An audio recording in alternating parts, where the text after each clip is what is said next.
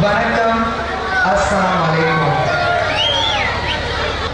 இந்த முறை நம்முடைய அண்ணன் டாக்டர் ஏசி சண்முகம் அவர்கள் வேலூர்லேருந்து பாராளுமன்றத்துடைய மெம்பர் மட்டுமில்லாம ஒரு மத்திய அமைச்சராக நீங்க தேர்ந்தெடுப்பீங்க உறுதியாக இருக்கு. யார் பண்ணுவோம் உங்களுக்கு? அவர் இதுவரைக்கும் எவ்வளவு நல்ல விஷயங்கள் உங்களுக்காக பண்ணியிருக்கிறாரு. இந்த பகுதியில் வாழ்ற மக்கள் உங்க அனைவருக்கும் தெரியும். நீங்க பாருங்களேன், ஒரு மெடிக்கல் கேம்ப் சொல்லும்போது ஒரு எம்ஆர்ஐ ஸ்கேன், சிடி ஸ்கேன்ல எடுத்தாக்கா ஒரு 10,000 15,000 அப்படி ஆகுது. 450 மெடிக்கல் கேம்ப்ஸ் நடத்தி அவருடைய ஹாஸ்பிட்டல், எம்ஜிஆர் ஹாஸ்பிட்டல்லையே எல்லாத்துலயும் ஒரு கிட்டத்தட்ட 450 பேருக்கு அவர் வந்து எல்லா இன்வெஸ்டிகேஷன், எம்ஆர்ஐ, சிடி ஸ்கேன் இலவசமாக பண்ணி கொடுத்திருக்கிறாரு.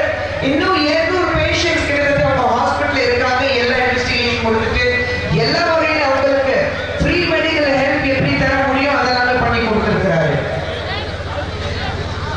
5 வருஷம் உங்க எம்பி உங்க தொகுதிக்கு வந்தாரா? உங்க பிரச்சனைகள் என்ன இருக்கு கேட்டாரா?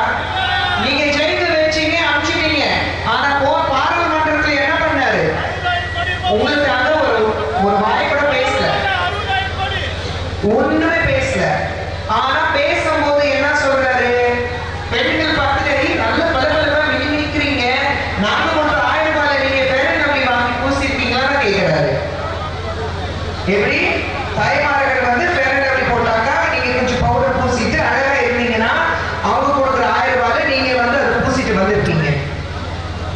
அவங்க உண்மையிலே உங்களுக்கு நல்லது பண்ணியிருந்தீங்கன்னா பெண்கள் வந்து எதுவுமே பூசணும்னா அவசியமே இல்லை. ஏன்னா உள்ளே இருக்கிறது உங்க முகத்துல தெரியும். அந்த சந்தோஷம் வந்து உள்ளத்தில் இருக்கிற சந்தோஷம் முகத்துல தெரியுமாங்க. அந்த சந்தோஷம் உங்க முகத்துல இருந்திருக்கும். ஆனா உங்க முகத்துல அந்த சந்தோஷம் இல்லை.